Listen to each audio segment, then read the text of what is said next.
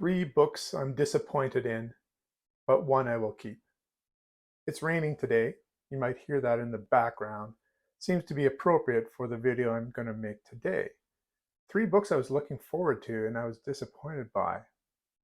Let's start with Barry N Malzberg, The Falling Astronauts, 1971.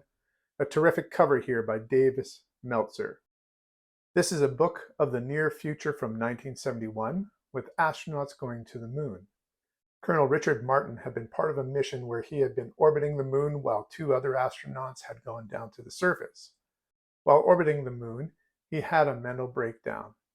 You see, spaceflight is just a couple inches of metal between you and absolute nothingness. He began to wonder what would happen if he just abandoned those people on the moon. To me, this is similar as standing on the edge of a precipice, wondering what it would be like to go over. Back home, of course, he is taken off of active missions. He does, however, help to prepare the next mission, doing public relations. In the next mission, they are going to use nuclear bombs to measure seismic activity on the moon. So a spaceship is going to the moon with 3 astronauts and nuclear bombs. What could go wrong? This is a tale primarily about mental health. It is a miserable, angry, claustrophobic tale. It reminded me of Rogue Moon by Algis Budrys, which I've reviewed here before. The plot is intriguing, but the novel really doesn't deal a lot with the plot. It deals more with miserable, angry people struggling with mental health and leadership. I was frustrated with this novel and didn't really have a conclusion I could latch on to. I give The Falling Astronauts 4 out of 10. Next, we have one of my favorite authors, John Wyndham, The OuterUrge, 1958. This is a fix-up novel. What that means is it's 4 short stories put together as a novel. As far as fix-up novels go, this one really didn't hang together very well. It followed the Troon family, 4 generations, 50 years apart, very loosely connected. By the way, the copy I have here is not a very good copy. The first story looks at the space station, 1994. This is an establishment of a space station by the American military.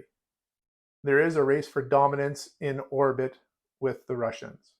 Tragedy ensues as a missile is coming towards the construction site of the American orbital platform. The second story is on the moon, AD 2044. In this story, we see that things are not going well on Earth. World War III, you might say.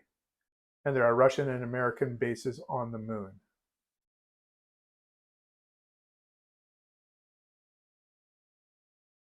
The moon is used as a platform for launching missiles to Earth. What happens if there's war between the moon bases? The third story is Mars, AD 2094. In this one, we have an accident as the ship lands on Mars. Mental health and ingenuity are part of the story here. And the last one is Venus, AD 2144. This one is a little bit like a caper in space, with the goal of settling on Venus. Now, John Wyndham is loved and known for The Day of the Triffids, Chrysalids, The Midwich Cuckoos, Chalky, etc. This collection of short stories in a fix-up novel really doesn't work. In fact, you may have noticed that Lucas Parks is added as a co-author. Lucas Parks is actually a pseudonym for John Wyndham. So why would it be John Wyndham and Lucas Parks? Well, this novel is a departure from the other novels that I've mentioned. It is going into space. It's not some sort of earthbound catastrophe. John Wyndham used to write some novels about space, but they weren't as well received as The Day of the Triffids and Chrysalids, etc. So perhaps he felt this was a bit of a risk going into these 1930s style space stories. In effect, it's like Stephen King using Richard Bachman as a pseudonym to write some other books. Of all the John Wyndham that I've read, this is the one that disappointed me the most. I gave The OuterUrge 4 out of 10. Time Out of Mind by Pierre Boulle, 1966. This is a Richard Powers cover. This is a collection of 12 short stories. Not all of them are science fiction.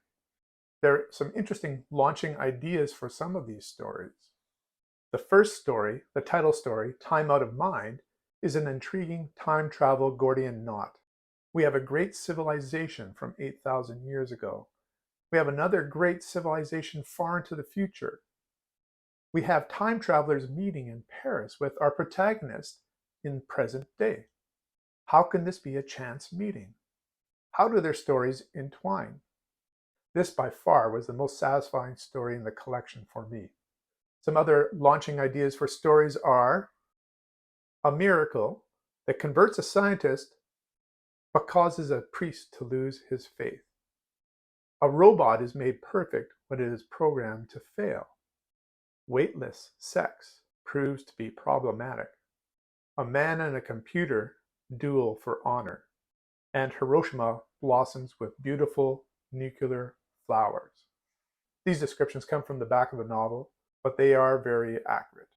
They do not tell you, however, that this is a very overwritten book, in my opinion.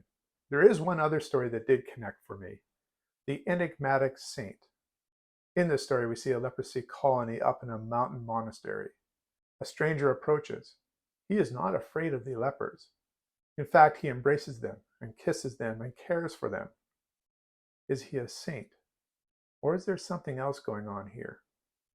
This is a story that conceals a twist ending until the last couple words of the story. It reminded me of a Twilight Zone episode.